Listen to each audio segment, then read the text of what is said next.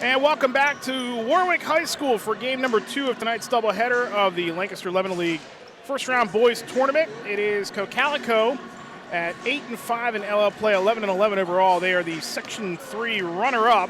They will take on the Lancaster Mennonite Blazers, the runner-up in Section 5, also 11-11. They finished the season 7-3 in LL play. Eric Thomas and Warren Goodling with you here courtside. If this game is anywhere near as good as the first one we had tonight, a 1-point win by E-Town, 50-49 over Elko, then this one should be pretty good in its own right. The winner of this game will go on to take on Section 1 champ Cedar Crest Monday night at the Falcon Cage, 7 p.m. tip-off time in the quarterfinals of the LL tournament. Well, these two teams for CoCalico tonight, this is it. If they lose tonight, their season is over. They will not qualify for the district tournament, so this is their postseason.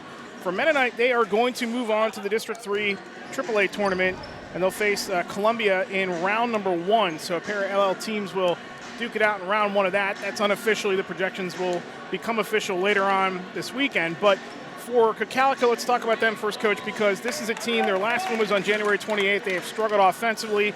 They have not been able to beat teams down the stretch. This is their first appearance in the LL tournament under head coach Seth Sigmund.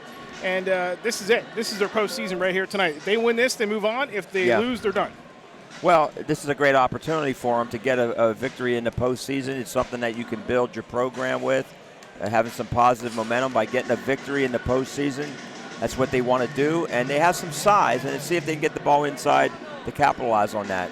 CoCalico has qualified for the LL tournament 15 times. They've made 6 title games. They've won 2. Their last LL tournament title was 1977. And they last made the tournament in 2015 when they lost the quarterfinals to Conestoga Valley. For Lancaster Mennonite, their head coach Seth Buckwater, just his second season at 25-24 overall. They lost Elijah Terry, who transferred to McCaskey. They lost from a season ago 57 points worth of production. So no wonder they struggle to go 11-11 this season. They're scoring 58 a game. They're giving up 58 a game. They do, however, have the leading scorer in the Lancaster Lebanon League, and that is Cole Fisher, who's coming off back-to-back 30-point games. Well, he's a confident player right now, and you want that confidence in the playoffs, and hopefully they can do some things to get him going tonight. Fisher, the leading scorer in the LL, the top 5 scorers in the LL. Fisher, Seth Beers, Elijah Terry, Brady Bohannon, who lost here tonight, and Elijah Eberly, all in this tournament here tonight, but none hotter right now than Cole Fisher, averaging 21 points a game. Let's meet tonight's starting lineups. First for the Blazers, 11-11. Their head coach, we mentioned, Seth Buckwater, his second season, 25-24 record.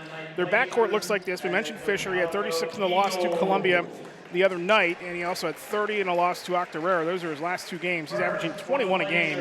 He is joined in the backcourt tonight by Jaden McFadden, who is averaging 8.4 points a game, came off an 11-point effort against Columbia on Tuesday night.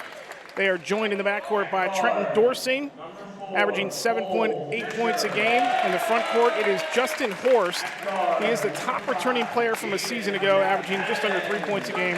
And Graham Brubaker, the 6'2 senior, is averaging 4.5 points a game. We understand Camden Hurst is not available for this team here tonight. He is the second leading scorer on this team at 12 points a game. We understand he is out, so he will not be available tonight here for Mennonite. And if we find anything out about his status going forward, we'll let you know. For CoCalico, 11-11, their head coach is Seth Sigmund, his 4th season, 40-52 overall. Assistants are Nate Conway, John Rice, Troy Nunville, and Mark Lesko. Beg your pardon. Their backcourt looks like this. Trey Rios, the 6'2 sophomore, averaging 6.5 points a game. Carter Nunville is averaging 12.8 points a game, and he has scored in double figures in each of his last 3 games, dating back to January 28th. Tyler Cloud gets the start tonight, 6' senior, averaging 3.3 points a game. And in the front court is Carson Nash, the 6'3 junior, is averaging just under 3 a game. And Augie Gerhardt, the 6'5 sophomore, at 7.5 points a game. There was an anthem before the first game, so we're not going to have one here tonight. We're going to tip things off right away. And again, the winner of this game will go to Monday's quarterfinals against Cedar Crest, the Section 1 champ. Already E-Town and Lampeter Strasburg, your other quarterfinal matchup on the top half of the bracket. And then the 4 teams that did not play here tonight, Warwick and Columbia, Lancaster Catholic and McCaskey, round out your quarterfinals on Monday night. Of course, Monday night the quarters, Wednesday the semis, next Friday the finals, and we'll have the finals for you right here on llhoops.com and also our YouTube channel coming your way at 7 o'clock from Manheim Township High School. Mennonite is in the black road uniforms with the outlined numerals, black and white trim. And for CoCalico, they are in the home whites with the royal blue letters and numbers and the royal blue trim around the shorts. Jumping center for the respective sides, it'll be Gerhardt and Brubaker. And the tip is controlled by CoCalico. They will attack the basket right in front of us as we are underway here from Warwick High School. Yep, Mennonite opens up in a man-to-man defense. A little pressure on the ball, pressure that first pass. CoCalico running a set play here with a little down screen and a ball screen. Trey Rios with it near side. Rios top of the circle, now it goes to Nash. Nash inside and laying it up and in off the window is Gerhardt for his first bucket of the night, 2-0 CoCalico. Well, that's a great post entry from the top because he did a great job of sealing his guy and scoring. Horst, they go right inside. Here is Fisher. Fisher kicks it out. Driving towards the bucket is Dorsing. Back to Fisher, now Dorsing again. They hand it off to McFadden. McFadden carries it into the near corner. Lob inside for Brubaker. Brubaker on the near block. We'll kick it back up top to Dorsing. Dorsing dribbles to his left, comes back, crossover right, hands it off to Fisher, left circle. Fisher drives to his left, lays it off the window and in. The basket counts and a foul for the LL's leading scorer, Cole Fisher. Well, they were up on him to take away the jump shot, and he took a quick step to his left and finished it with his left hand. It was a great drive. Foul is on Nunaville. That is his first, team first. Fisher on the season, 67% free throw shooter, and he misses the three-point opportunity, but the rebound tracked down momentarily by Brubaker and out of bounds. It'll go back to CoCalico. Fisher, if you didn't read the story by John Walk in the Lancaster paper this morning, what an interesting story, though. Went to Lancaster Country Day, really didn't kind of pan out or really feel his way through his freshman season. Sophomore season, you know, he started to develop some knee trouble, wasn't happy with his performance there, transferred over to Mennonite, rehabbed his knee in the offseason, lost some weight, averages 21 a game now. He averaged just 4 last season, and they will turn over CoCalico as Dorsing comes away with it. Off to Fisher. They go to the near wing now. Then back up top, Dorsing. Dorsing right of the circle, head fake, drives to his right, kicks it to the corner again. Now back up top, it's McFadden. McFadden dribbles to his right. McFadden lobs it inside for Brubaker. Brubaker in the paint, out to the corner. Jumper on the way for 3 is in and out. And the rebound, loose on the floor, is run down by Gerhardt for CoCalico.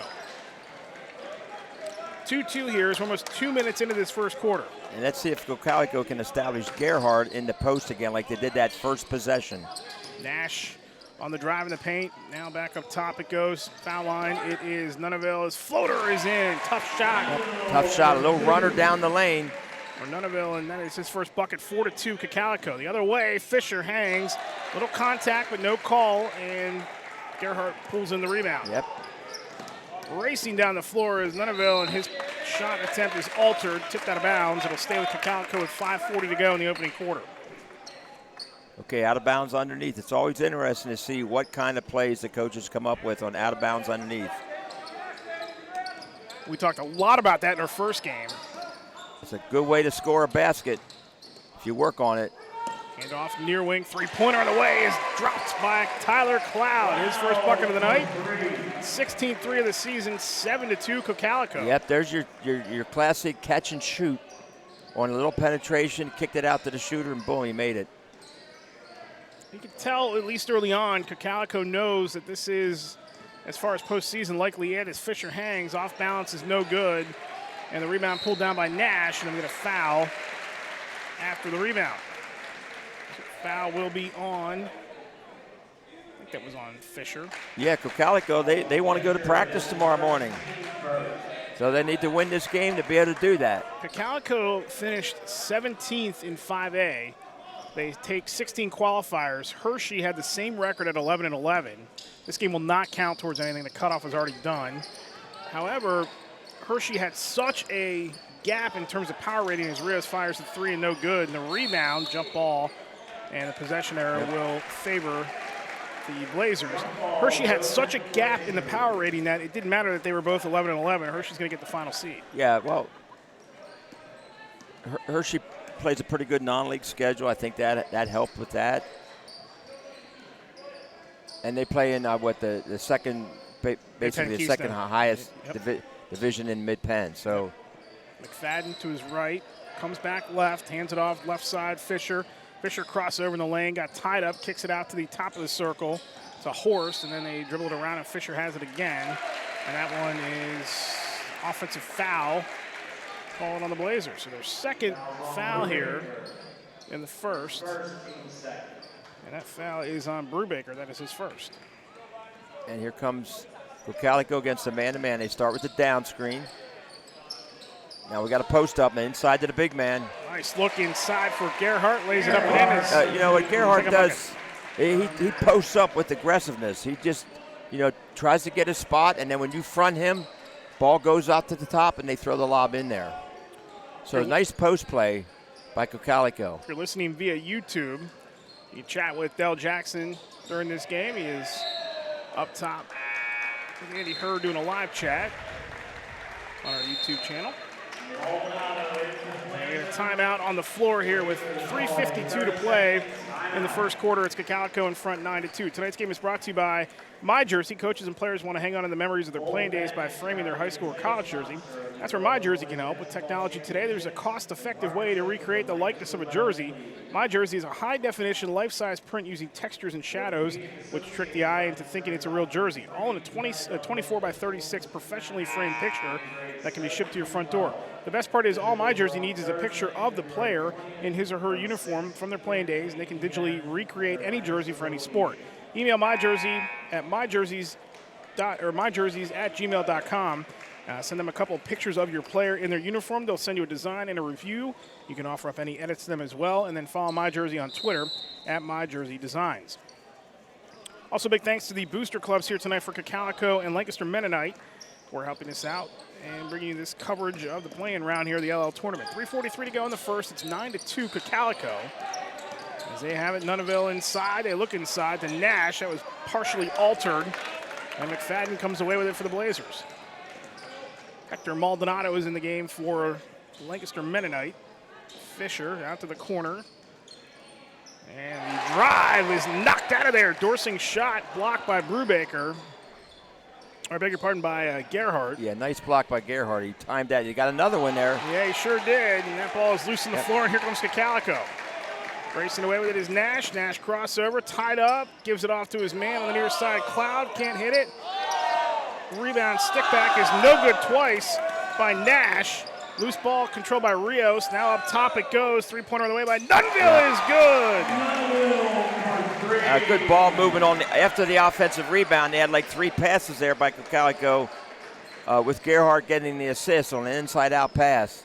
5 for Nunneville, and it's 12-2 CoCalico. Maldonado hangs and fires, and it's fouled. Yeah, good drive by Maldonado. He needed to get to the rack on that, and he did. Now see if he can make these 2 foul shots. Foul is on Connor Nash, his first. That'll be the team's second. Maldonado at the line. He is he's an average free throw shooter, 9 of 14 in the season. Plays about 12 minutes a game. First one on the way is no good.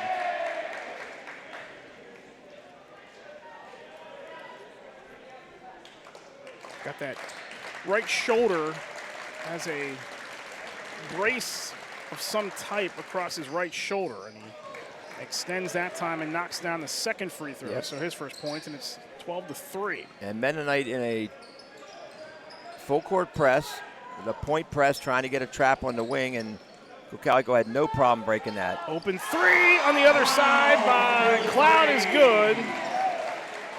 He's got 6, and it's 15-3 CoCalico with 2:20 to go in the first. Yeah, they really went through that press, and they just scored on it at the end with an open 3. Brubaker gives it back to McFadden. Far block, jumper back to McFadden to Brubaker is good, and Brubaker gets his first bucket of the night and cuts it down to a 10-point lead with 2:03 to go in the first. They needed that bucket really, really bad. They needed that bucket to get back in the game, and now they got to get some stops, which they haven't really been able to do. Open 3 for Cloud, in and out. Rebound wrestled down by Dorsing. Dorsing, crossover dribble across half court, off to Fisher, far wing. Fisher drives down the baseline. Fisher pass out to the near corner. 1:39 to go in the first. And Mennonite running a 5-out offense. Everybody's on the perimeter, making dribbles, driving, and give and go cuts. So they're spreading the floor, trying to get some penetration. Brubaker on the baseline. Foul line, it goes Dorsing. Dorsing back to Brubaker, waits. Threw a double team, threw one off the window and no good. Rios the rebound. Here comes the 6'2 sophomore. Pull up on the way is no good. See if Mennonite can get anything on the fast break here. Get a little drive on the end of it, missed that one. Rebound pulled down by CoCalico. So here come the Eagles. Nash has it. Jumper on the way. Yep. And is good by Nunville again. Knocks down another 3, and he's got 9, and it's 18-5. CoCalico in control of this game. You can tell which one of these two teams is done if they don't win here tonight. As Maldonado drives, and there is contact. By the way, a couple seconds ago I said Rios is 6'2". He's 5'10". FYI. From what I see so far is Gerhardt's presence on defense is a big factor right now because, you know, he's blocked a couple shots. Mennonite's trying to drive and get to the basket, but they have to shoot over some size. And I think Mennonite is the smaller team at a couple positions. Now they get a turnover, and that's what they need. Fisher goes to the bucket, lays it up and in. The basket counts, and a foul for Cole Fisher. And that's one way to get your offense started, by getting your defense cranked up and getting a turnover. It's going to be the third team foul on CoCalico, and the foul is going to be assessed to Cloud, his second. So already some early foul trouble here for CoCalico with 18.8 seconds to go. Let's see if Mennonite stays in that full court press. I think they will because it worked one time, and one time it didn't. So that's 50%. See what they do here. Fisher gets the free throw. He's got 5. Cuts it back to a 10-point lead at 18-8. 17 seconds to go in the quarter. And they're in that press. See Rios. if CoCalico can get the last shot, get the ball out of a double team, and see if they can get an open shot. They will get the open shot on the far corner. That was Gibson Elmore. Can't connect on it.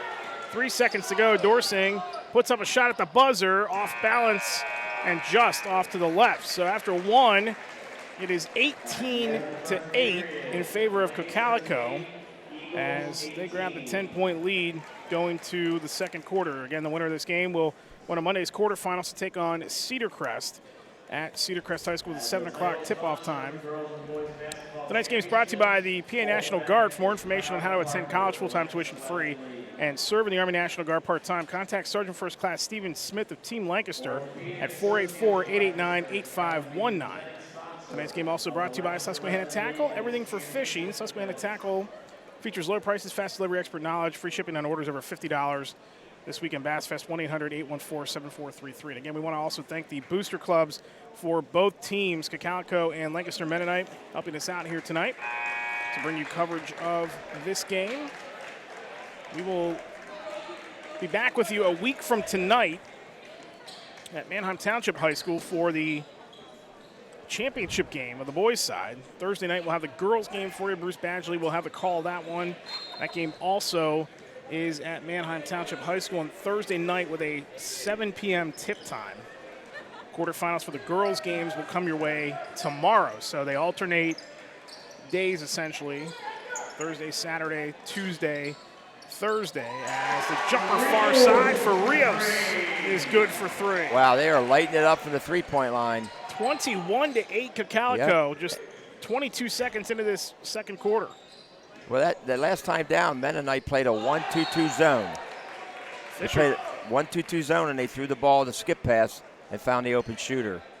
Fisher draws the contact again, so he will get set here on the inbound, non-shooting foul, so the inbound, or rather that was just out of bounds. Fisher gets it again, hangs, and is fouled. Foul looks like it's going to be a Trey Griffin. Well, Fisher gets to the foul line a lot. He's been there 158 times this year. That's a lot of foul shooting. Foul is going to be on Nunville, though. That's his second. Fisher made the first.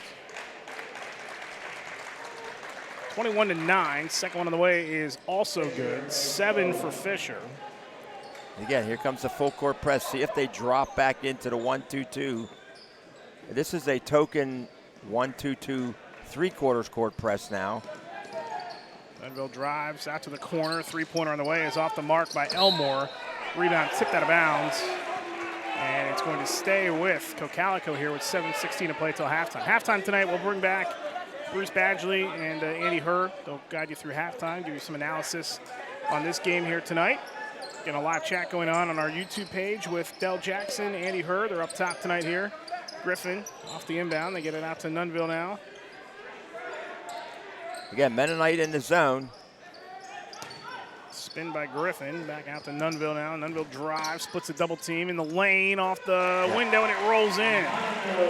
He's got 11 here, and it's 23-10 CoCalico. Well, he's able to make a jump shot, and he also can drive to the basket. He's a good player. Nice, strong young man. Foul on CoCalico. Gerhardt blocked Fisher again. Foul's actually on Brubaker, team third. That is Brubaker's second. So Mennonite down by 13. Brubaker now has 2 fouls. And they have struggled to put the ball in the bucket here in the first almost 10 minutes of this game. As Griffin to the corner. Elmore, three-pointer off the side of the backboard, gets his own rebound. Floater, no. Rebound tipped up by Griffin, no. Rebound Blazers up ahead, it goes to Fisher. Racing down the far side. Fisher lob pass to McFadden, running layup off the window and in. A nice pass by your leading scorer. It's always fun to have your leading scorer be able to get an assist. So great play there by Fisher. McFadden's first field goal, he's got 2. 6:19 to go in the first half, and it's 23-12 CoCalico. Again, that 3/4 court press. Back into the zone. CoCalico get the ball in the high post. Griffin's jumper's off the mark. Maldonado the rebound. Yep. Maldonado looks ahead. McFadden near side. McFadden dribbles to the corner. Back up top it goes, or rather to the top of the wing. Christian Whitney is in there for Lancaster Mennonite. Fisher tipped around. McFadden comes up with the loose ball, dribbles right. Whitney, three-pointer on the way from the near wing, is no good. And the rebound controlled by CoCalico. 5:40 to go in the first half. It's a 23-12 lead for CoCalico. Nunville now in the corner goes. Elmore again. Back to Nunville, top of the circle. It's Griffin. Trying to crisscross pass down to the corner again. It's saved by Nunville, right in the hands of Fisher. Fisher trying to outrun Griffin to the bucket, lays it up with the right hand and in. Fisher lays it in. He's got 9, 23-14 CoCalico with 5:19 to go. And Fisher has a burst of speed there in the open court to get to the basket. Rios with it now on the near side, 5:10 to play in the half. Rios got to get it across half court, does. Nunville now has it far side, drives, splits a double team, and his runner going to wave the shot attempt off, and the inbound will come underneath the bucket, but the foul is going to be on Mennonite. That is team foul number 4. Yep, won the drive. Griffin is out, and Gerhardt's back in. That foul is on Justin Horst. That is his first. All right, let's see if they get the ball to Nunville in the far corner. Rios up top. It goes to Gerhardt. Tipped around and tipped towards the bench. Carson Nash just let that one go, and it'll stay with CoCalico. Again, Mennonites in the zone defense. And let's see what kind of problems Gerhardt can cause them while he's in the middle of the zone. He's going to play the high post. He's a pretty good passer from there. Nunville in the corner. Dribbles. Brings it back towards his right. Top of the circle now. Spin move on Fisher. See if they can get it into the big guy. Rios has it now up near half court. 4:39 to go in the first half. 23-14 CoCalico. Nunville back to Rios. Rios had the open look, didn't take it. Crossover dribble in the lane, steps out, passes out to Nunville on the far side. Shot waved off, travel on Nunville to go back to Mennonite with 4:29 to play. Yeah, he took a little bunny hop there, and the referee was right there to make the call.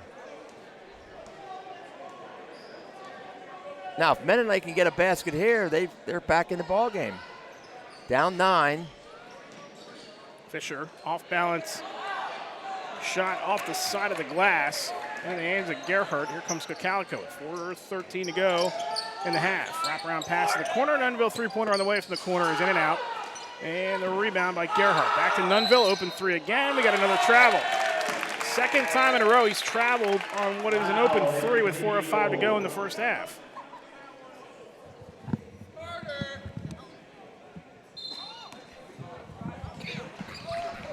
Well, that referee has seen a couple things that some of the other referees haven't seen all year, because Nunville, he shot that same shot twice, and he's apparently, you could tell he's done that most of the year. Fisher has it now for Mennonite with 3:50 to go in the half.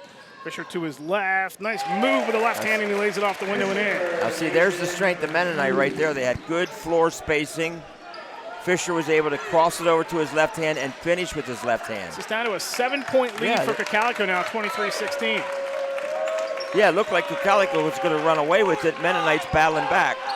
Cloud passed up the three opportunity. Rios past Gerhardt. Now Nunville over in the near side. They bring Nash over with him here near side. Gerhardt has it now. Nash in the near corner has it tipped out of his hands towards the Mennonite bench. Keeps it alive. Gerhardt back up top. Nunville 3:13 to go in the first half. 23-16 CoCalico as Nunville has it. Into the paint it goes. Gerhardt back out to Rios. Far wing three-pointer on the way. No. Gerhardt the rebound. Puts it up. No. Rebound is almost saved by Nash, but he stepped on the end line. It'll go back to Mennonite with 3:01 to go in the half. Well, it's the zone defense right now for Mennonite that's helping them get back into this game, because they've definitely slowed the CoCalico offense. McFadden is there with Maldonado in the backcourt. And Whitney is still out there. Whitney stays out there for Mennonite. Fisher has it baseline, dribbles out to McFadden. McFadden a floater from the near block. No, Whitney is there. No, and Gerhardt the rebound. That was a tough miss on the offensive rebound. Nice offensive rebound. He just couldn't put it back in the basket. Pass over to the far side. Nunville now has it for CoCalico. Top of the circle. And this is started by Fisher. Yep, this zone has made CoCalico more of a three-point shooting team now. Nunville drove the ball smartly that time down the gap and got to the foul line. He will shoot two. For Nunville, he is a 88% free throw shooter this season. One of the top free throw shooters in all of the LL. Yeah, he has an outstanding percentage at 88%, 53 for 60 on the season coming into tonight's game. First one is good. Yeah, very confident shooter. 12 points in the first half. As CoCalico will bring in Caleb Sturdivant. 2.5 to play. It's an 8-point lead. Now they're trying to make it 9, and will do so. Yeah, nice foul stroke there. Made them both. Corner, it is Whitney. Now Maldonado dribbles to his left. And we'll kick it over to the left side for Dorsing. Dorsing, crossover dribble now off to Maldonado, right side. Maldonado drives, left that one short off the glass. And the rebound is picked up by Nash. Yeah, he had a nice drive. He just couldn't get up and finish that. His timing was a little bit off. Maldonado going to pick up the foul. Yep. That's going to be his third. It's an offensive foul. The fifth on CoCalico with 2:04 to go here in the half. Yeah, that's going to be a big loss for CoCalico. Rios is going to come back in as Seth Sigmund is going to sit his leading scorer with 2:02 to play in the half, and his team clinging here. Say clinging because they had a big lead here in this first half. It is now down to 9 as Maldonado gives it up top to Fisher, right hand or right side, lobs it down low in the corner, and it's out of bounds. And it'll go back to CoCalico with 1:50 to go in the half. Yeah, and I think CoCalico has to get a little bit more comfortable against this zone defense of Mennonite. 1:48 to play. Mennonite throws on some full court. Here comes CoCalico. Bounce pass ahead. Sturdivant finds Nash. Nash off the window. No. Rebound tipped out up top to Rios. Rios near side. Hands it off. Cloud near wing three-pointer. Got it. Well, that's one way to take care of zone is to hit the three off the offensive rebound and one more pass. Back up to a 12-point lead for CoCalico. McFadden quickly the other way. Left of the circle. Fires a three. No. Rebound. Whitney had it. Dives to the floor to try to save it. Can't do it. It's out of bounds. CoCalico. As we got 80 seconds left to go in the half. How many times have we seen tonight where a team gets an offensive rebound and then finds a three-point shooter?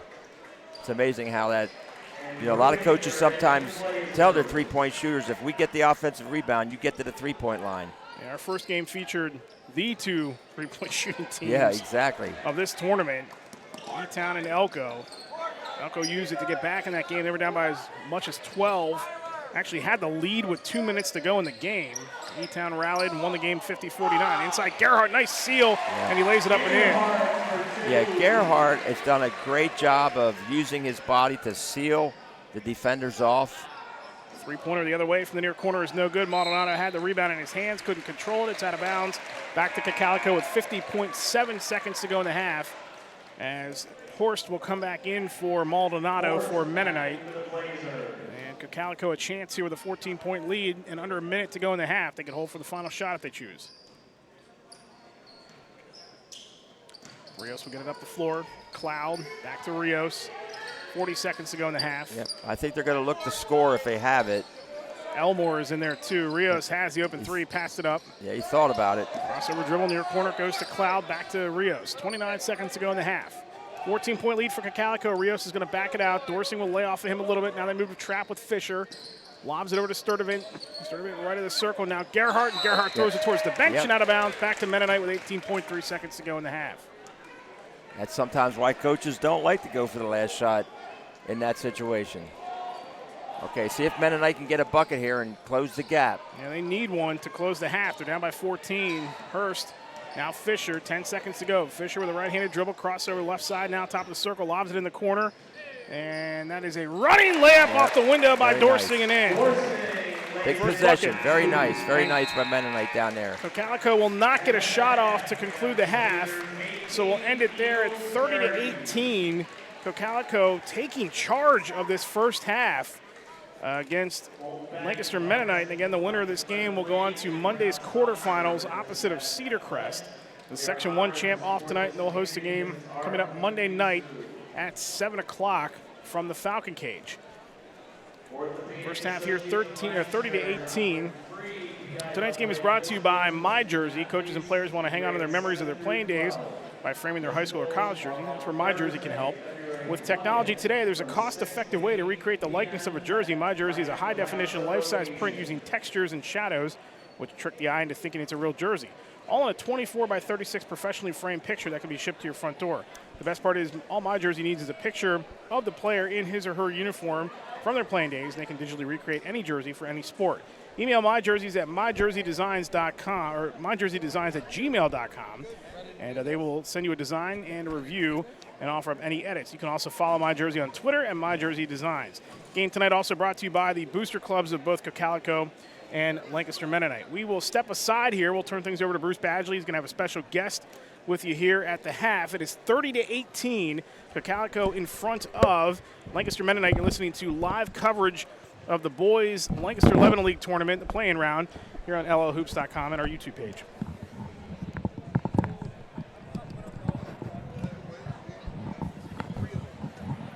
Okay, great job by Bruce Badgley here. Great job by Eric Thomas on the play-by-play. And I'm here with Mike Gross from LNP. How you doing? I'm doing great. How are you doing, Bruce? Well, You look fabulous. I look fabulous, huh? I'm real and I'm fabulous. You're real and you're fabulous, as far as I can tell. Well, that's good. But, you know, really entertaining, I think, first half. Your thoughts? Well, you know, CoCalico has a little size and a little size edge, and they look a little bit more polished, I think. And it looked like Mennonite was going to hang around. They've got some quickness. They always have good guards. They always have good perimeter players. And but I think it looks like CoCalico's in control of it. Yeah, and especially on the defensive end there. Mennonite just seemed to, you know, the shots that they were getting, they really had, at least from outside anyway, they had some difficulty hitting those.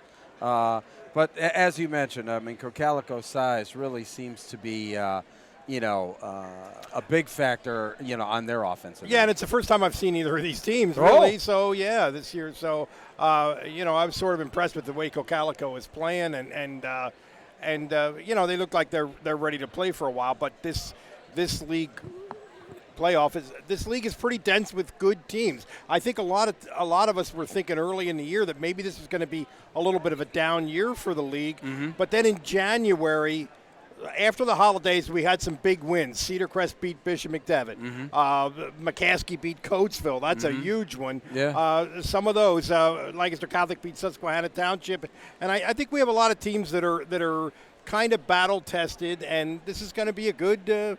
I always enjoy this time of year. I think it's going to be good. Yeah, and that's the fun part about what we do is connecting the dots. No, connecting the dots because, this time of year, the conference tournaments are going on, but obviously the next step, are the district championships. And, you've seen a lot of these teams around the district. Who are some of the teams that you've got your eye on, forgetting about the conference tournaments? Who do you think are some of the upper echelon teams here in District 3 as we head into the postseason? Well, in 6A, Wilson has had a great year. They've played a tough schedule and a really good win against Methacton, a team from District 1 that's had a great year. Wilson has a Division 1 player that has gotten a junior guard, Stevie Mitchell, who's gotten some, pretty high major scholarship offers already. They would probably be the team that I think has had the best year among our big schools. And Central York, you got to throw them in there too. Right. And in our league, Cedar Crest has had a very good year. I think Central York's the only team that beat Wilson this year, aren't they? That's correct. Yeah, that is correct. That's their only loss. And Reading is probably not quite as good as they usually are. But they're up there in the rankings. But they're fine. Yeah, they're there. But I mean, in terms of the Berks County League, and then I think in our league, I think Lancaster Catholic is a really well-coached team that defends well. They've got some size. They're athletic. They're athletic enough, and they're in 4A. 4A is pretty deep. Yeah, it is pretty McDevitt, deep. Yeah, they're Elko. I mean, who we just saw earlier. Yeah, Elko.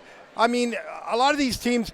Elko. I mean, look at their losses. Their losses are to, Cedar Crest, LS, and Lancaster Catholic twice. That's pretty strong. E-Town has 6 losses. But they're two teams that are a combined 84-20. They're battle tested. They were through it last year too. Right, I sort of when we're 6 weeks out, I sort of think what's going to happen. But when we get to this point of the year, there's always somebody that's going to have a chance, and we're going to have some fun watching them make a run. Yeah, absolutely. And that's the best part for me is the fact of. We've actually got to do both Berks League and LL games. Right. This year, seeing, the likes of, Governor Mifflin up against CD East, Reading High up against Harrisburg. Actually the last game that we did, we saw, Wilson kind of put it to, a pretty good Muhlenberg team who I think is going to be hard to handle in 5A. Yeah, they're in that 5A group, and there's some teams there too. In Northeastern. I mean, there's some depth in. I don't know if we have a state champion in District 3, to be honest with you, but we've got a lot of depth at the top, in the top, let's say half dozen in almost every class. I would agree. Yeah. I would agree. And you get down into the. The 3A classification, I think it's really up for grabs. I think that there's, a lot of teams of, really equal stature. But, this is the most fun time of year for me. I love high school hoops. I love the playoffs. Me too. It's one of those things that I've been doing this. It's such a seasonal job. I've been doing it for 100 years.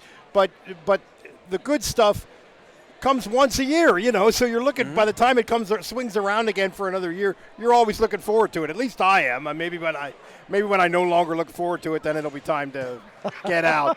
Well, who do you like in the, in the Lancaster Lebanon League tournament? We talked to Andy her a little bit earlier about that. Who are your favorites? Who do you like in the final game, and who do you have as a champion? Well, I like Lancaster Catholic. So let's say Lancaster Catholic, Cedar Crest in the final, and I say Lancaster Catholic winning it. I just think Lancaster Catholic, very well coached. Their defense is a constant. They have enough size to deal with, for example, a Cedar Crest who has 2 6'7" kids, which most teams in the league do not have that. They have that, and I think they have a kid named Devin Atkinson who looks like an offensive lineman. He's about 6'1". Somehow he scores around the basket. Somehow he makes plays. I just love that guy. He's a really good all-around basketball player who he might be a little bit unlikely looking, and he's not going to be, dunking the ball or anything.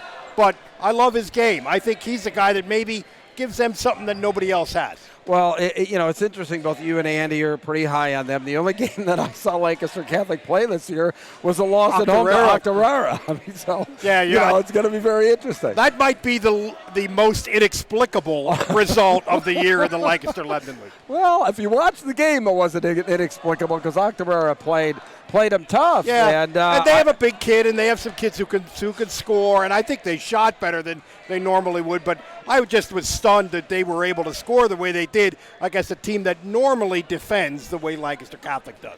Well, hey, Mike, I enjoyed it. These pleasure, halftimes are pretty quick. We're going to turn this back over to Eric Thomas and Warren. Oh, they're very capable. Oh, I think so. For a second half of a pretty entertaining game. Thanks a lot. Stick with us, everybody.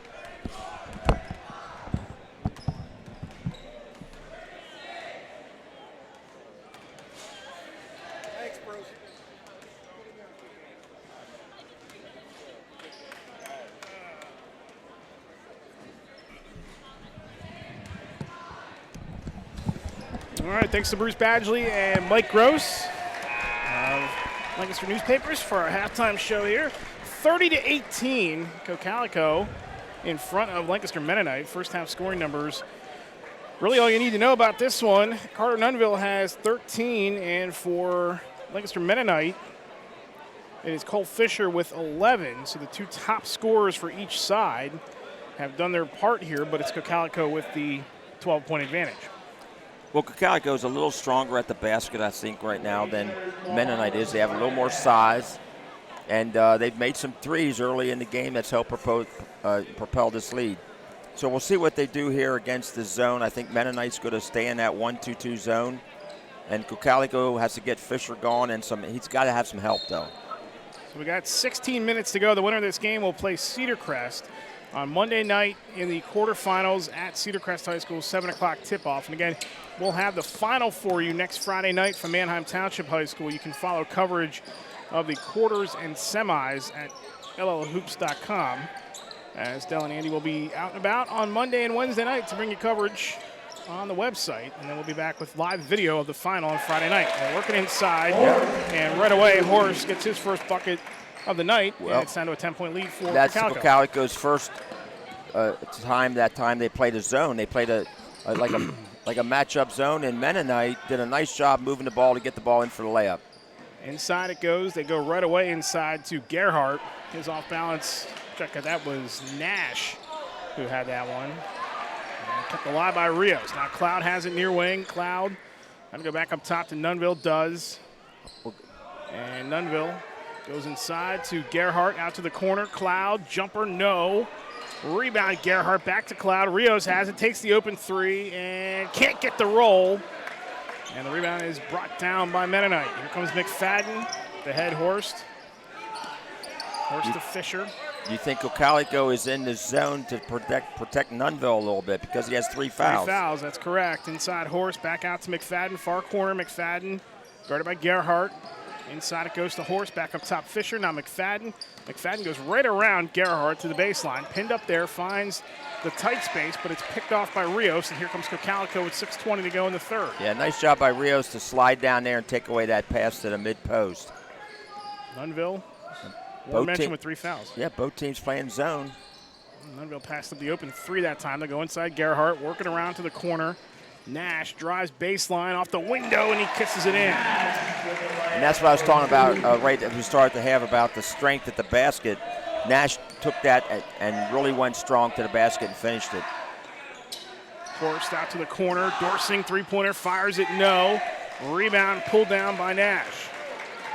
CoCalico back in front by 12 here. Nunville crosses over, left-handed dribble, pass to the corner, and Rios is took that out of bounds by Dorsing. And it'll stay with CoCalico with 5:43 to play in the third. Now, so Gerhardt's done a nice job in the middle of that zone of throwing the ball to the opposite shooter. When he gets the ball, he looks opposite. It's a good fundamental move against the zone. See, right there is what I'm talking about, right there. See if they can make that shot. Gerhardt now Rios, off balance. Gerhardt saves it. Nice move, but it goes right in the hands of Fisher. Fisher racing down the near sideline. Crossover dribble is picked off by Nash. But we're going to have a foul on the dribble and drive. I think he called it a kick ball. Kick ball as it went to the floor there. Yep. Some of these officials need to put the signal up a little quicker. Fisher catches and fires and knocks down the deep two. And that was an out-of-bounds play where you had Fisher opposite the ball. He ran off the corner at the block, the big guy setting the screen, and he got the inbounds pass and made the shot. Into the corner that goes now inside. Pass intercepted that time by Brubaker. Here comes Mennonite again. Fisher can't handle it again. Gets it off to Nice McFadden, pass. and his layup is no good. Rebound pulled down by Gerhardt. Nice pass. They just couldn't finish that interior passing play right there by Mennonite. 4:50 to go in the third. 32-23 CoCalico. Behind the back dribble by Rios, top of the circle. Off to Nunville, near wing, three-pointer on the way, off the mark. Gerhardt right there to put the rebound up and in. He's got 8, and it's 34-23 CoCalico with 4:35 to go in the third. Yeah, nice play by Gerhardt going opposite the shooter and getting the offensive rebound. Inside Horst underneath the Brubaker. Brubaker far block, back to Horst, top circle. It's Dorsing. Dorsing drives down the near block, has it stripped. Ball is loose on the floor. Gerhardt runs it down. Gerhardt off to Rios with 4:15 to go in the third. Rios bounce pass up ahead. Nunville back to Rios, top of the circle. Rios drives down the lane, got checked as he was driving by Dorsing. Didn't quite have position, got blocked as he was penetrating towards the basket. Maldonado is back in for Mennonite as Dorsing will take a seat. That's his first foul, team first of the half. 4:09 to go in the third. 34-23 CoCalico. And again, CoCalico must win this game to keep their season alive. They will not qualify for districts. So the LL tournament is their postseason. Nunville to Gerhardt, now out to Cloud, right of the circle, three-pointer off the mark. Rebound, Nash, and Nash had to go off his knee and out of bounds. Back to Mennonite. Just couldn't control it. Nice hustle by Nash, couldn't control it.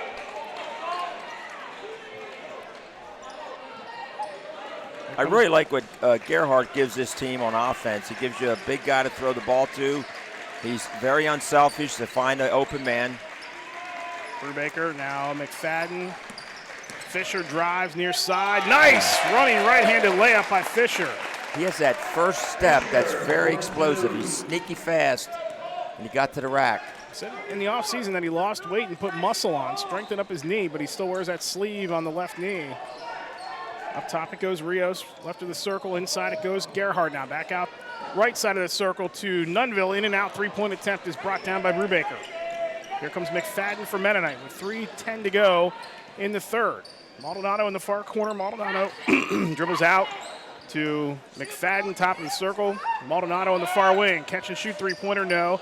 Rebound Nash. CoCalico's done a nice job on the glass here tonight. Yeah. And it's not just Gerhardt doing the damage. No, it's Nash is pitching in. Nunville's pitching in. There is Gerhardt bumping off his defender. The basket counts and a foul for Augie Gerhardt. And he'll have a chance at a three-point play. He's up to 10 points tonight. With 2:49 to go, it's 34-25 CoCalico. Yeah, I really like 36-25. I really like his game. You know, he's a young player. He has a lot of potential. He really has a high basketball IQ for being in the post there. He doesn't take a lot of shots, but he makes them count, and he's very unselfish. When you look across the lineup, as Gerhardt's free throw attempt is good. He is a 67% free throw shooter this season. Gerhardt's an underclassman. Nash is an underclassman. Nunville's an underclassman, and so is Rio. So they bring back 4 of their starting 5 here tonight. Yeah, and next season. They're going to have a very nice team next season. Maldonado near corner. Thought about the three. Drives baseline. Hangs on Gerhardt. Ball tipped out of there. Nunville runs down the loose ball. He runs down the near sideline. Heads it up again to Studevant, and he lays it up and in. Studevant, the reserve, gets his first bucket of the night. It's 39-25. Back to 14 for CoCalico with 2:19 to go in the third. And a timeout called by Seth Buckwater and Lancaster Mennonite with 2:18 to play in the third quarter. Tonight's game is brought to you by My Jersey. Coaches and players want to hang the memories of their playing days by framing the high school or college jersey they wore. That's where My Jersey can help. With technology today, there's a cost-effective way to recreate the likeness of a jersey. My Jersey is a high-definition, life-size print using textures and shadows which trick the eye into thinking it's a real jersey. All done in a 24x36 professionally framed picture that can be shipped to your front door. Email My Jersey at myjerseydesigns@gmail.com or follow them on Twitter for more information at My Jersey Designs. Also, special thanks to the booster clubs from both Lancaster Mennonite and CoCalico here for their assistance in bringing you this broadcast here tonight. 2:18 to go in the third, 39-25, CoCalico in front. Well, this is a big time for Mennonite to try to hang in there right now because CoCalico is moving on all gears right now. So they're playing very well on defense. They've got some stops on defense. I think the zone has actually helped them a little bit. It actually got their fast break going. Mennonite is going to go to the District 3 3A tournament, and their likely matchup is Columbia in round 1. Columbia will be in this LL tournament. They play Monday night right back here at Warwick, and Warwick will be without Kraken for the tournament the rest of the season towards ACL in the finale the other night. So this is a wide open tournament. Yeah, that's really bad news for Warwick. That really is. They might have been the favorite, as Mennonite will throw that one away with 2:02 to go. They were playing very well, and they very, very good as a unit. And we saw them here a couple weeks ago wrangle the Section 2, not officially, but really put their stamp on Section 2, and they beat E-Town. And we were here for the opening night against our opening broadcast against Manheim Township. And Nunneville fires the 3, a deep one, and it's good. 16 for Nunneville, 42-25 CoCalico. McFadden, top step off to the far side to Dinka, who's in the game. Robeson Dinka. Now to Fisher. Fisher drives down the lane. A lot of contact there, and there'll be a foul on CoCalico. That looks like it's going to be on Sturdivant. That'll be his first, and the team checked that it's his second. CoCalico now has gone back to the man-to-man. So they're going to try to speed this game up a little bit more by going man-to-man. That's the first team foul on CoCalico here. McFadden with 1:27 to go in the third, drives, hangs in the lane. Nice step on their move, and he lays it up, and they're going to wave it off on the travel by McFadden. 42-25 CoCalico with 1:24 to play in the third. Yeah, CoCalico definitely really in charge of this game right now. Nunneville lob pass, lazy lob pass up ahead is intercepted by Maldonado and Mennonite. Forrest, now McFadden near wing. McFadden guarded by Nunneville off to his right with a dribble to the corner. Horst, far side, three-pointer misses the mark. Brubaker had the rebound, lost it, and it's out of bounds back to CoCalico with 62 seconds to go in the third. Yeah, for Mennonite, I mean, Fisher's just a junior. McFadden's just a junior. Dorsing is just a junior. Horst and Brubaker are seniors. Camden Hurst, who is not available here tonight, is a freshman. Yeah, so they have some pieces back for next year. And they're getting the OL playoff experience. I think that's a big thing with underclassmen. Well, and you think about, and they will get district experience too, but you think about the fact that they also had Elijah Terry on this roster, and he would have been here as a starter. Yeah, it changed the whole complexion of the season with him. Changed the whole complexion of the league, for that matter. Yeah, no question about that. Nunneville fires a 3. It's off the mark, and it'll go back to Mennonite with 45 seconds to go in the quarter. Yeah, Terry averaged 19 points a game last season. We mentioned at the top of the broadcast, Mennonite lost 57 points in terms of production from a season ago. These are two teams where it's basically they're 11-11. Just be patient with them. They're going to be fine as far as the future goes. Yeah, I'd say they're both going to be back here next year, and their records are going to be better than 11-11 next year. Yeah, CoCalico had a lot of expectations this season, but when they lost to Penn Manor in Game 3 by 7, Penn Manor finished 8-14 overall this season. That just kind of tells you how that went, but that sort of set them on a path of inconsistency the rest of the way as Dorsing is back in the game, and he has it off his foot. Keeps it alive, 21 seconds to go in the third. Nice step-through move by Fisher. Had to pass it off to the far corner. Maldonado, three-pointer, no, and the rebound is loose. Picked up by Fisher. A lot of contact underneath. Fisher's attempt is thrown out of there by Sturdivant. Cloud racing down the near side. Pulls it back to the near wing. Off to Rios, far wing. Inside it goes underneath to Nash, and it's blocked. Great recovery that time by Dorsing. McFadden fires the 3 with plenty of time left. I don't know if he knew how much time was left on the clock. And that'll do it for 3 quarters of play. 42-25, CoCalico in front of Lancaster Mennonite. Again, tonight's game brought to you by My Jersey and also the booster clubs of Lancaster Mennonite and CoCalico. This has been all Eagles here tonight. Little mini rally by Mennonite, but CoCalico is really just, I mean, you can tell that they're the team that wants to keep their season going here. And you know what? They have a good balance of inside, outside. They made some threes. They scored at the basket. They're a little bit bigger and stronger around the paint, and I think that's been a big factor in this game. How do you size up? We know at least 7 of the 8 that'll be in the quarterfinals now. Cedar Crest awaiting the winner of this game, but Lampeter, Strasburg, E-Town, Warwick, Columbia, Lancaster Catholic, McCaskey, which I think's at least on paper the best matchup of the quarterfinals on Monday night. Yeah, that Catholic McCaskey game's going to be a barn burner in there at Lancaster Catholic. So it's going to be a great atmosphere, big crowd, and 2 really good teams. Yeah, McCaskey just had a ridiculous shootout with Central Dauphin East the other night. And we know they can score.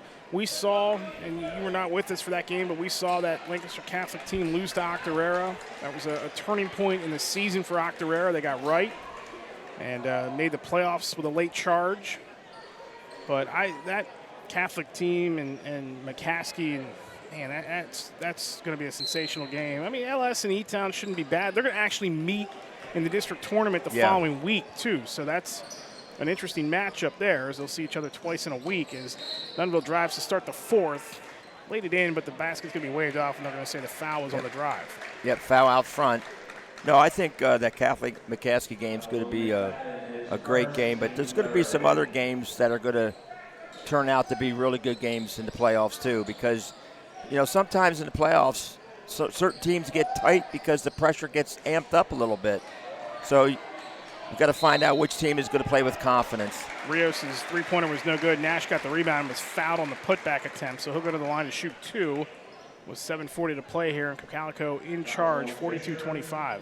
But the Catholic and McCaskey game seems like an LL final or a semifinal. Boy, it's hard to imagine those 2 teams in a quarterfinal, right? Oh, I mean, really, you really hate to be cliche. It's a shame somebody's going to have to lose that game because you really would want them on the opposite sides of the bracket. Yeah. And hope that they could possibly meet somewhere in at least a semifinal. And Warwick, as Nash makes the second, Warwick is going to battle. We know that they're a very good team. I'd feel a little bit more confident if McCracken was healthy. That Columbia team, that's going to be a tricky game for them on Monday night. That might actually be the sneaky good game in the entire quarterfinals. What they got them here, and that's going to help. That's going to help a lot. They're very comfortable here on the 94-foot court. They spread them out, and they're going to dribble drive and find the open man. Jumper. Warwick plays very well together. McFadden fouled on the rebound attempt. Maldonado fired a 3 from the corner. McFadden will go to the line to shoot 2. I think, though, we talked in our first game tonight about the schedule with E-Town and how that probably prepared them for the stretch run and then ultimately for the playoffs. Nobody, maybe you disagree with this, but nobody has played a better team, I think, this season than Columbia playing Trinity. I mean, they had obviously arguably the best player in the state of Pennsylvania on their team, so. Well, it's hard to argue that, and I think McCaskey would say, well, hey, we played Coatesville. That's true. So, there's another one to look at. And Reading, too. I mean, that Reading team I don't think is the best in the state, but, Coatesville was a state semifinalist last year. Trinity was a state runner-up last year. Fisher got fouled, so he'll go to the line to shoot 2. 43-26, CoCalico still in front. Well, you look at Fisher here for Mennonite, and you can see that what he brings to the table. Like, I don't think CoCalico has really let him tee it up from the three-point line tonight, but he's been able to beat guys off the dribble, get into the basket. He can score a lot of different ways. 16 points, make it 17 now for Fisher. 4 below his average. Coming up 30-point games against Octorara and Columbia, both losses for Mennonite. 43-28 with 7:02 to go. Yeah, I would have to think Fisher's going to get his average tonight. Sort of right on pace with it. Dunnville, inside it goes to Gerhardt. Gerhardt spins back out to the corner. Nash, rather Cloud fires the jumper there, no good. Rebound, here comes Fisher. Fisher steps out of the lane, hands off McFadden near corner. McFadden skip pass across. Dorsing has it. Dorsing steps back from the right side of the circle. Now hands off to Fisher, same spot. Fisher drives down to the far corner, head fake, back to Dorsing on the far side. Dorsing goes to his left, trying to get to that lane and is stripped by Rios on the drive. We'll have a foul on CoCalico and an inbound pass from Mennonite with 6:28 to go. Yeah, he got the foul call because he reached across the body. He might have had all ball, but he did reach across the body. And veteran official Ron Messer made the call. Entry pass to Maldonado, tipped out of there. Nice job defensively by Rios. Maldonado goes down to the floor, calls a timeout. Jump ball. Maldonado was calling for timeout. Yep, what are they going to They gave him the timeout. Yep. They sure did. They sure did. And that was the right call. 30-second timeout assessed to Mennonite. Tonight's game brought to you by My Jersey for a technology-enhanced, cost-effective way to recreate the likeness of any jersey. Email MyJerseys at myjerseydesigns@gmail.com or follow on Twitter at MyJerseyDesigns. Also brought to you by the booster clubs of both Mennonite and CoCalico. If you're watching on YouTube or listening on YouTube, I beg your pardon, you can chime in and talk to Del Jackson and Andy Herr. They're sitting up top tonight, watching this game from the Bird's Nest, live chatting with fans on our YouTube page, where you can also see the floating heads of one Warren Goodling and Eric Thomas. Love the floating heads. Out of bounds under. Let's see if they're going to run a play for their leading scorer. Nope, got it into Maldonado. Right to Maldonado, and he is fouled. Everybody went with Fisher, and Maldonado just came right down the lane and got the little easy entry pass for the layup. Got fouled. See if he can make two here. Fouls on Gerhardt. That's his first. Fifth on CoCalico. Maldonado hits the front end. Got 2 points here tonight. Just a sophomore, so another piece to this Mennonite puzzle that'll be back in the fold next year. We talk about this like the season's going to be over. Again, they still have the district tournament ahead of them. Exactly. So there's still a lot of basketball left. And you know, some of these schools actually really focus on the districts. I know the LL League is a great tournament, but some of these schools in Section 4, Section 5, other than the Catholic, they really thrive in the districts, look forward to the districts. But Catholic feels they can win both league and districts. Gerhardt has it. Maldonado, by the way, made both. Gerhardt's pass is picked off. Here comes Maldonado. We're under 6 minutes to go. It's a 13-point lead for CoCalico. As Dorsing has it, top of the circle now, right of the circle. Maldonado left of the circle. Fisher in the near wing. Fisher, they move to double team. Fisher dribbles to his right, gets out of it. CoCalico in the zone, back in the zone now. On the far side with Dorsing, now McFadden in the corner. McFadden dribbles a couple times, back out to Brubaker. Brubaker trying to hand it off, does to Fisher. Fisher drives. Fisher hangs with that right hand, and it's going to get called for the charge. Nice job by Nunville to step in there and take it. Second foul on Fisher. Third foul on Fisher, I beg your pardon. And that is the team fifth on Mennonite here in the second half. Well, Nunville, he has 3 fouls. It's usually a 50-50 call on the charge block, but he was there plenty of time. Turn it over off the inbound. McFadden gets it right back, lays it over the right hand. Nice finish by McFadden. Here's this point press. They're trapping the inbounds. Does Mennonite have a run here? Because they're down 43-32, and there's still 5:20 left. We had a timeout called by CoCalico. Their run is going to be based on their pressure here if they can get some turnovers. But right this time here, CoCalico got the ball very deep in the corner, and they were not able to get the ball out of the trap, so they called the timeout. So CoCalico is going to have to spread the floor a little bit against this zone press. Again, we will have coverage of both the girls and the boys final next Thursday and Friday. Thursday night from Manheim Township High School, airtime at 7 o'clock. And then Friday night, Warner and I will be with you for the boys final at 7 o'clock, Manheim Township High School. We'll see who's going to be there.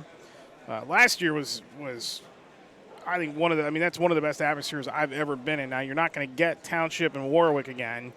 Township obviously didn't qualify for the LL tournament this season, but anybody's going to fill that place up. I mean, Cedar Crest will bring everybody. E-Town will bring everybody. McCaskey would bring everybody. Right. So Warwick, we know, will bring everybody because they're so close to Manheim. But And my experience is Friday night's atmosphere is even a little bit juicier than Saturday afternoon's atmosphere sometimes. And if you saw last year's atmosphere on Saturday, oh, my goodness. It's really good. You could not move an inch in that gym over at Township. It was wall to wall. And it was red hot inside all game long. Gerhardt out to the corner. CoCalico has it off the inbound. Rios now back to Gerhardt, foul line. His pass out to the wing is tipped and knocked away. Here comes Mennonite. Fisher racing to the bucket. Couldn't connect on the left-handed layup. And it's out of bounds and back to CoCalico with 5 minutes to play. That would have been a big layup had he made that one. Seth Buckwater is giving his 2 cents to the officiating. Yeah, he is. And doing so diplomatically. Nunville has it off the inbound. Ooh, dangerous there. He got rid of it. Rios crossover dribble. Rios to his left block out to the corner.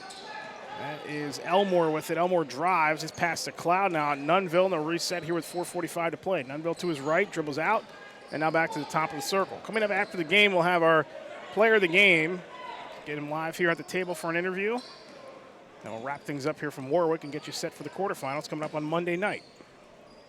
Nunville, now Griffin who checked in. Griffin, nice spin move by Griffin. He tried to do reverse. He could have just went right up to the window and laid it up. Yeah, he had the left hand, but he didn't take it. McFadden dribbles right down the lane and with his right hand lays it up and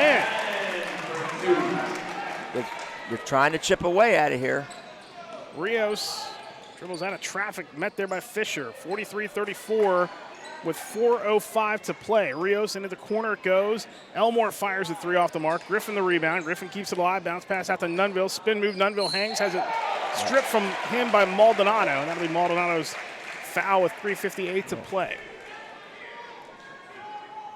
So Nunville back to the free throw line tonight. Has been there once. And is, again, an 88% free throw shooter. That foul is the first on Maldonado. This is who you want on the foul line late in the game with the lead. Team foul number 6 on Mennonite, so that's important. 17 points for Nunville now. He makes the free throw. Sturdivant and Nash come back in for CoCalico.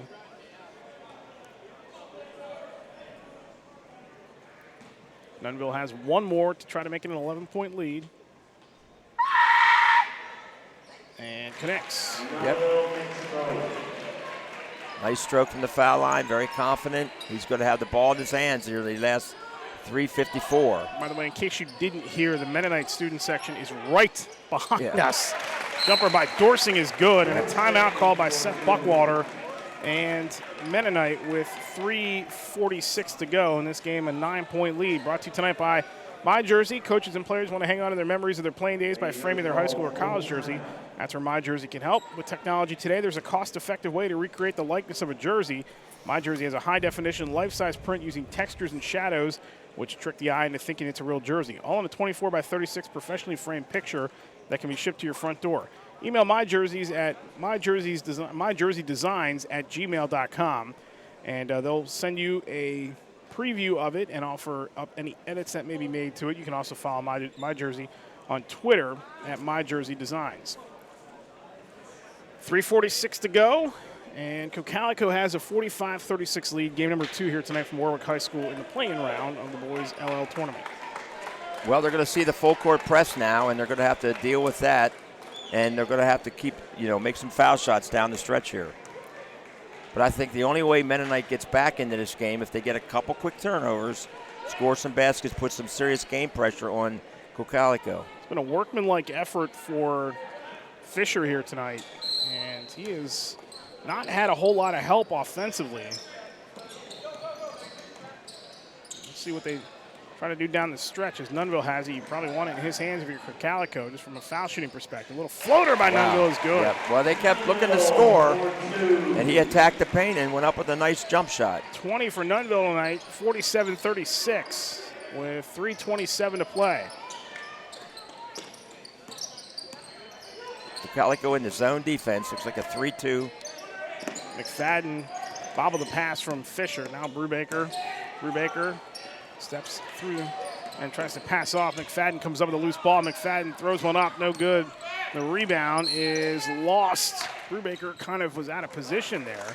He's going to stay with Mennonite with 3:07 to play. Brubaker got tied up and not sure where he was on the floor. Couldn't get a handle on that rebound.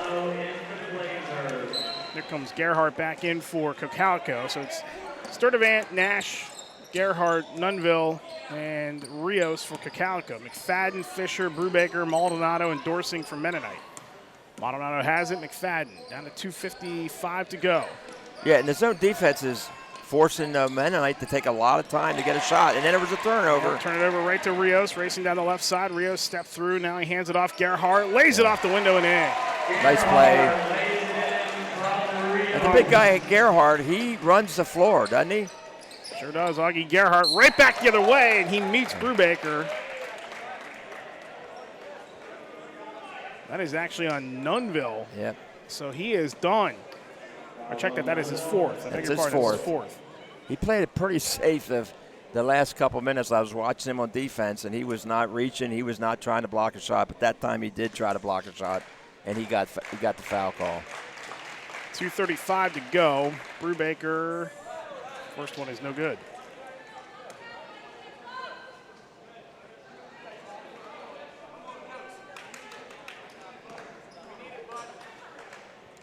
Second one for Brubaker is good.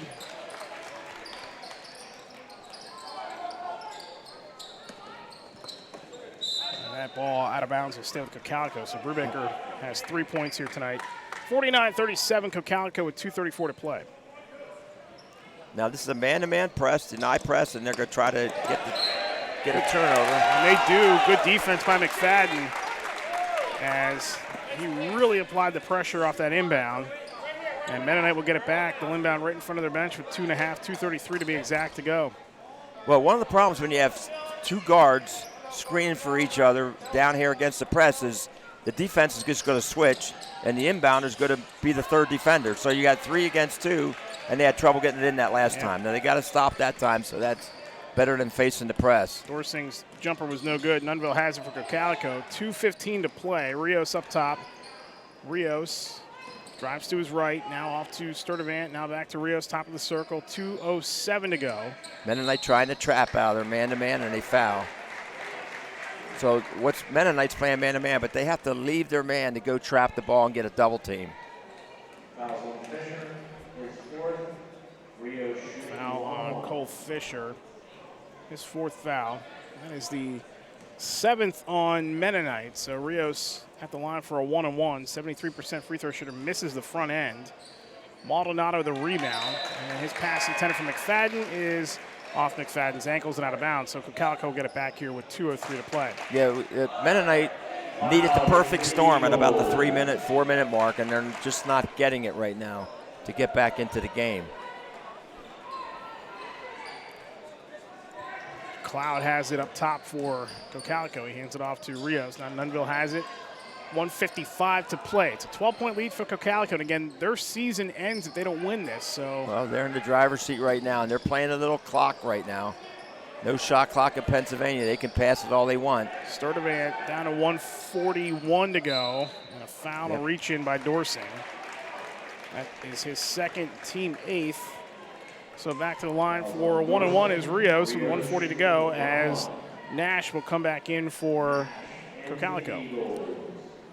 Yeah, now Rios missed the first time. See if he can relax and just go knock this one down. Rios's front end is good. Exactly what he did.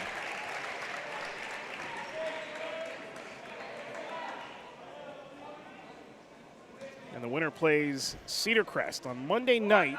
And that'll be a big challenge for, it looks like, CoCalico. Go up there to the Falcon Nest. Fisher has it near wing. Fisher drives to Brubaker baseline. Now in the paint. Maldonado hanging and firing. No. Rebound Nash and gets it right in the hands of Nunville with 1:25 to play. Fisher steps up to guard him. Off to Rios now. Rios across half court to his right. Down to 120, down to 119 now. Rios, nice little no-look pass for Sturdivant is out of bounds and goes back to Mennonite with 1:15 to play. Yeah, it's going to be interesting up there Monday night, or Monday night, yeah. Cedar Crest and CoCalico. That'll be an interesting game. Obviously, the home court's going to really help Cedar Crest. Yeah, we were there a week ago. They have great atmosphere up there. Trey Shutter did not play that game against McCaskey last Friday. He will not play, at least to our knowledge, will not play Monday night in that quarterfinal against the winner of this game, which is likely not going to be CoCalico with 58 seconds to go. Yeah, CoCalico, they have a young team. They have a solid team. They have a little bit of size. They have some strength. They have a little bit of everything. They've done a nice job tonight. Fouls on Dorsing. But again, you could really see this team's a year away from really reaching their full potential. And both. I mean, again, you know, it's Sturdivant makes his free throw attempt. You look at Mennonite, and they get Columbia in the AAA bracket. Of course, AAA is going to have Trinity in it. The defending, the state runner-up a season ago is Sturdivant misses the second.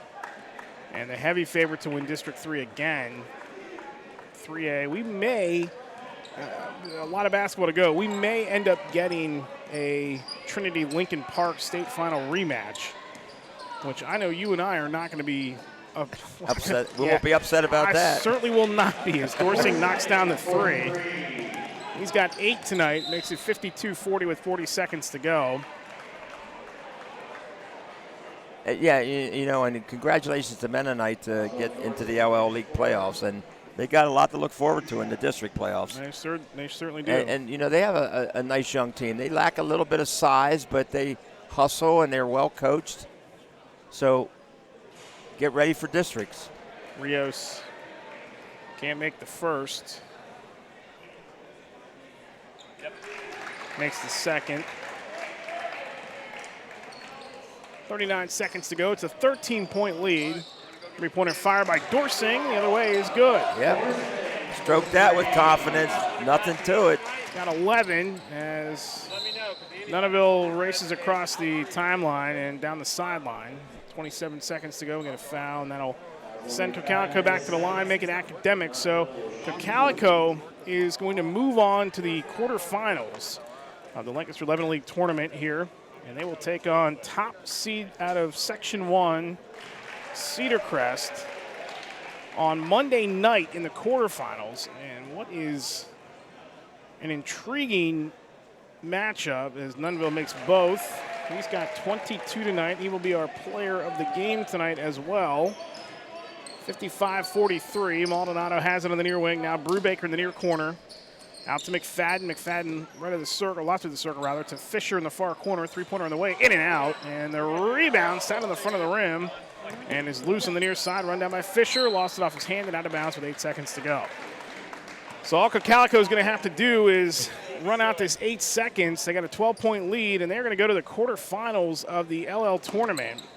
Nunneville gets it off the inbound. Doesn't even have to get it across half court, and that will do it. Final score, 55-43. CoCalico knocks off Lancaster Mennonite, and they will go to the quarterfinals of the Lancaster Mennonite League tournament on Monday night against Cedar Crest, Section 1 champ.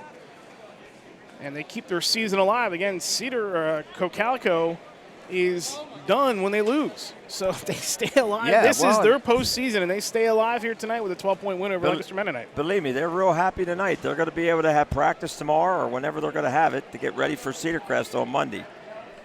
We're going to bring over Carter Nunneville here in a minute to get our player of the game interview. Still working on that behind the scenes here. Big thanks to Chris Christensen and the staff here at Warwick as they set us up here tonight. As always, it's been one of our favorite spots to come to all season long. We started our regular season journey here against Manheim Township. We will end our journey at Manheim Township next Friday. Coach Goodling and I will be doing the state finals, though, for you on the NFHS network. You can watch those live on the NFHS network. Carter Nunneville is going to step in here, grab the headset there, throw that on.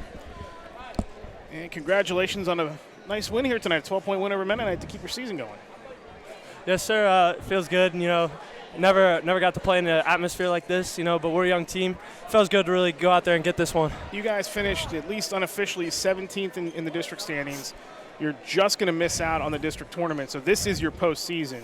It's got to feel pretty good, to get this win here tonight. You mentioned a young team, and now you guys get to go against the Section 1 champ Cedar Crest. Yeah, it's going to be a challenge, but, we're looking forward to it. We're embracing it. I love the group of guys that we got here. We care for each other. We play for each other. I'm really looking forward to making a run here. I'm hoping we can do it. I trust my team, so I'm ready for this. What was the mindset of this team going into the week here? Because, again, with the district thing and the cutoff being on Tuesday night and all that, and then knowing that you probably aren't going to get in, but then you still have a lot to play for here in this tournament. What was Coach talking about and trying to get you set for this? Obviously, everybody else in this bracket has a chance to play on after this tournament's over whenever they get eliminated. Mm-hmm. You guys have to win it to win something this year. So what was he telling you guys getting ready for this game tonight? He was telling us our backs against the wall, that, it's win or go home. So, we love basketball, so we're obviously going to go out there and give it every single thing we got, every minute on the court, every guy. So, just he was preparing us for, if things don't go as they go, then we got to just do better. But, yeah, this is backs against the wall. That's how we prepared for this week. I want to ask you defensively because Cole Fisher comes off 2 30-point games. He does score tonight 17, but you guys kind of held him in check there. That had to be a focal point of your defense to make sure he wasn't going to go off for 30 again tonight. Yeah, he's a great scorer, great player. So a lot of our game plan defensively was focused around him, trying to stop him, slow him down, make other guys beat us. Right. I thought we did a good job of that tonight. Carter, congratulations. Good luck to you Monday night against Cedar Crest, in the quarterfinals. We're going to get Seth Sigmund on here, too, Thank you. For a couple of comments here in our post-game show. That is Carter Nunville. Finishes tonight with 22 points, our player of the game. He's going to step over there and talk to Dell. You can watch that interview live on llhoops.com. Coach, congratulations on a nice win here tonight. Thank you. Sigmund joining us here. I just asked Carter the same question. I mean, you guys, this is your postseason, and it has to. I mean, obviously this tournament's important to everybody, but it's magnified for you guys because the next time you guys lose, you're done. So this is your postseason right here, and that was a nice win for you tonight. Yeah, absolutely. It's a little bit of a strange situation, being in league playoffs but not being in district playoffs. But, we talked about just taking advantage of our opportunity. And, we have a finite number of days left that we know. And we're just trying to extend it. Every win you get to extend it. Another practice, another game, another chance to be with the guys. And that's what we talked about, just trying to maximize our opportunity. And because we know whenever leagues are over, our season's over. So, yeah. But, yeah, our guys played really well tonight. I was very proud. You could tell right from the jump there was an intensity in your team here tonight. Obviously, going against the leading scorer in the league is no easy task. I mean, this kid scored 30 points the last 2 games. But for you guys to come out here tonight and sort of set, at least from an intensity standpoint, the tempo right away, was that what you were looking for out of your team to start the game here? Yeah, absolutely. When we've got off to bad starts this year, that it's tough to shake it, get the momentum back on your side. So, yeah, we definitely talked about, getting off to a really good start, being solid defensively. And we knew he was going to make some shots. He's a really good player. But just trying to make sure that every shot he takes is highly contested and, try to wall up inside because he's really good at getting to the rim too. And the very first play of the game, he got to the rim and got an and one, and he missed the free throw. So I was like, all right, give him that one to start. Now let's get rolling here a little bit. And I thought, Carter did a real nice job on him when we were man, and then when we went zone, just always communicating where he was at all times. And I thought we did a pretty good job overall. When you guys knew that you were not going to make districts, what was the mood of this team, and how did you have to try to talk them into getting ready for this, or did they sort of understand what the situation was and embrace it? Yeah, they knew. I mean, it was disappointing to not make it because, we were inside of the cut line pretty much all season, and we just got cold at a bad time. Last 3 games we lost. We just didn't play real well, and it's a good lesson because most of our guys are coming back for next year, and you got to finish. You got to finish things off, and you can't just assume you're going to make it, and you can't just be like, well, we got a certain number of wins and we should be good. That's not the way it works. Every team's scrapping and clawing, trying to make it into districts, and there was towards the end there was 3 spots for 4 teams, and we're the team that's on the short end of the stick right now. So. It's a good opportunity, but our guys they weren't. I mean, they were upset at first, and then it was okay. We made league playoffs. We didn't make leagues last year. We made it this year. So, check something off the list that we talked about preseason goal wise, and yeah, our guys. I mean, we got great kids. Our kids play super hard, and they were excited to get this opportunity, and Monday's an even bigger one. And we know going into it that we're obviously the underdogs, and that's fine. That's fine. I mean. What a great opportunity for our young guys to get to go in that environment and play Cedar Crest, a really, really good team, and you never know what can happen. Like we're certainly not going in there expecting to lose. We're gonna throw everything we got at them, and if it's enough, it's enough, and if it's not, then we'll go home. But we're gonna try everything we got. We're talking to CoCalico head coach Seth Sigmund. Let me ask you real quick, because you and Mennonite sort of mirror each other in this sense. This will be the final thing I ask you.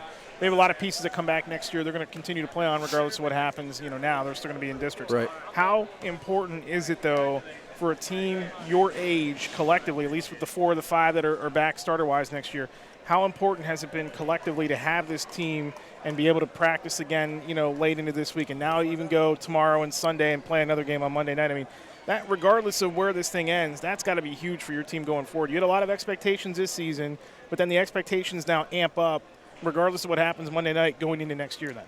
Yeah, I mean, anytime you get to extend your season, it's awesome. It's just a different environment. It's a different feel, and the guys feel that. So it's like I said before, it's a great opportunity. And like you said, we got a lot of young guys coming back, and hopefully you get a little taste for it, and they that's something that in the off season you're working for. You're like, okay, should I go to the pool or should I get in the gym and shoot some shots? And you're thinking, well, I'm chasing that feeling from last year. Let's get into the postseason. Let's make a run. So yeah, I mean, it's a great feeling, and hopefully it's something that obviously is a goal again next year. But yeah, with all our guys coming back, we're excited about where we're headed. Good luck to you on Monday night. Appreciate it. Would Thank love you. to see the Cinderella story continue to go. That's CoCalico head coach Seth Sigmund. Congratulations on a big win here tonight over Lancaster Mennonite, 55-43. Run down the final scoring for you here tonight. For Mennonite, they will go to 11-12 overall. Their next game is going to be the district tournament coming up against Columbia. They were led tonight by Cole Fisher with 17 points, 11 for Trenton Dorsing, 7 for Jaden McFadden, 3 for Hector Maldonado, and 3 for Graham Brubaker, 2 for Justin Horst. And again, Camden Hurst, the freshman, did not play for him tonight. He was injured, and we're not sure of his status going forward, but he was unavailable for him here tonight. So we'll keep an eye on that going forward. For CoCalico, they were led tonight by Carter Nunville. He had 22 points, 13 for Augie Gerhardt. He was sensational in the paint here tonight. Tyler Cloud finished with 9, 6 for Trey Rios, and 3 for Carson Nash. Caleb Sturdivant finished with 3 points as well off the bench. Trey Griffin played but did not score for CoCalico, and Gibson Elmore also played but did not score for the Eagles. They go to 12-11. They're back in action on Monday night in the quarterfinals of the LL tournament. They take on Cedar Crest, the top seed out of Section 1. All start times for the quarterfinals are at 7 o'clock. Your quarterfinals, Cedar Crest, CoCalico, Lampeter, Strasburg, and E-Town, and Warwick and Columbia. And then the bottom half is Lancaster Catholic and McCaskey. The semifinals come your way Monday night at neutral sites. And then Warren and I are back with you on Friday night, next Friday night, at Manheim Township High School at 7 o'clock for the LL Championship. Bring Warren back in here for some final thoughts. CoCalico, I mean, there's your Cinderella right there in the LL tournament if they keep it going. Well, as I watch them tonight, it's exciting to know that their underclassmen are out there and they're getting a playoff win. That's huge for your program, that we won a game in the playoffs, and maybe they'll have a little bit more confidence going up to a really tough place to play in Cedar Crest. But what an experience that's going to be for them.